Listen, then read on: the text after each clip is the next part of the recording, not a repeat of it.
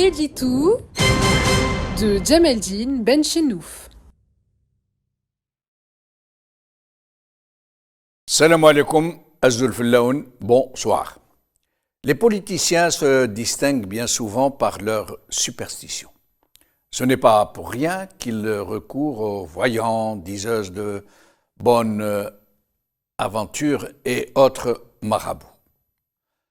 En Algérie, plus que partout ailleurs, c'est la marque de fabrique de ces parvenus de la politique qui font la tournée des zaouïas, qui portent des talismans sur eux et qui n'en ratent pas une pour invoquer leur Nostradamus.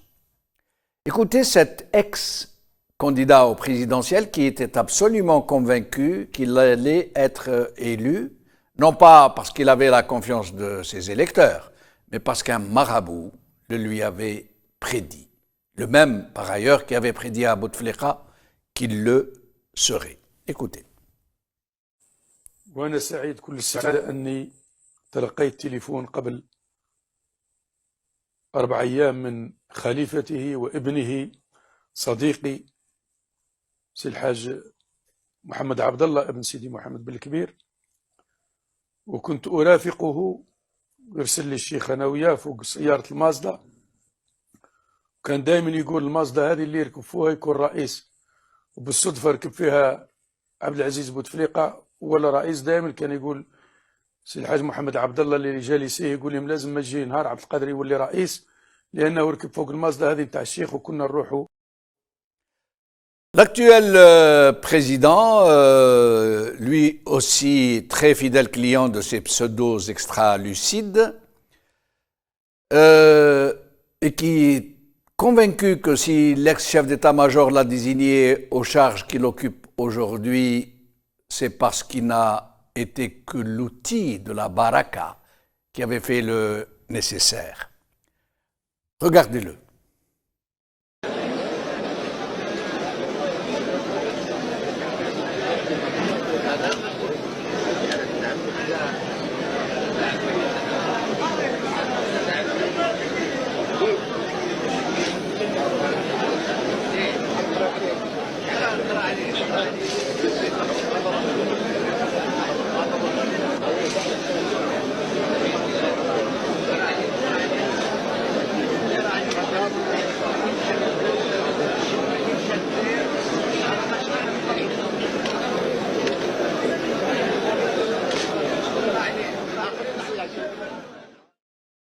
Ce penchant et cette disposition de certains de nos politiciens au maraboutisme ne font donc pas de doute.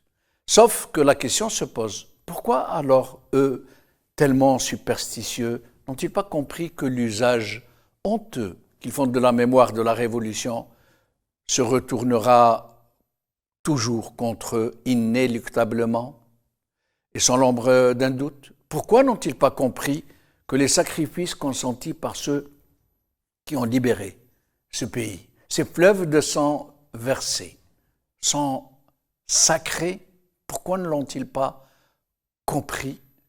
Pourquoi n'ont-ils pas compris que les shuhadas sont encore là, qui veillent sur ce pays? Et c'est pourtant ce qui se passe à chaque fois. Ils ne se rendent même pas compte que shuhada kharijin fihum. Ils nous disent qu'une poignée de généraux sont les dignes héritiers des moujahidines de novembre et des chouhadas de novembre. Et il n'y a pas de jour où la Providence ne nous les démasque sous leur véritable jour de pillards et de criminels. Ils ont confisqué le jour du déclenchement de la Révolution et celui de l'indépendance pour les fêter entre eux et se les approprier. Et ces soi-disant commémorations sont devenues une farce déserté par tout le peuple. Tebboune s'est servi du 1er novembre 2020 pour faire passer son référendum scélérat sur la Constitution. Et le boycott a été tellement massif que Tebboune s'est retrouvé avec une Constitution unanimement rejetée par le peuple algérien.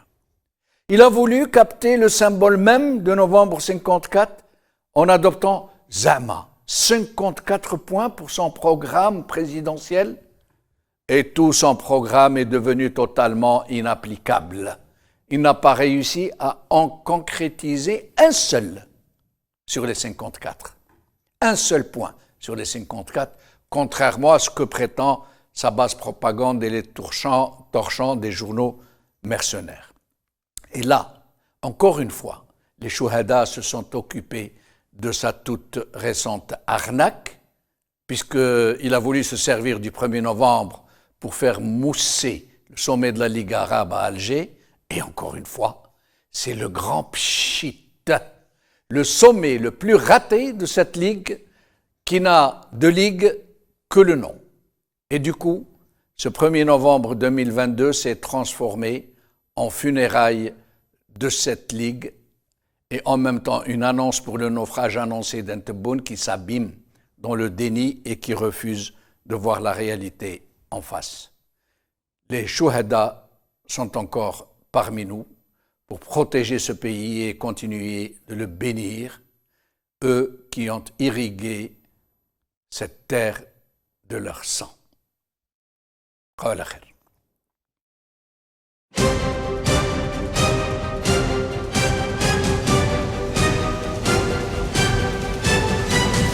L'édito de Djemeldine Benchenouf.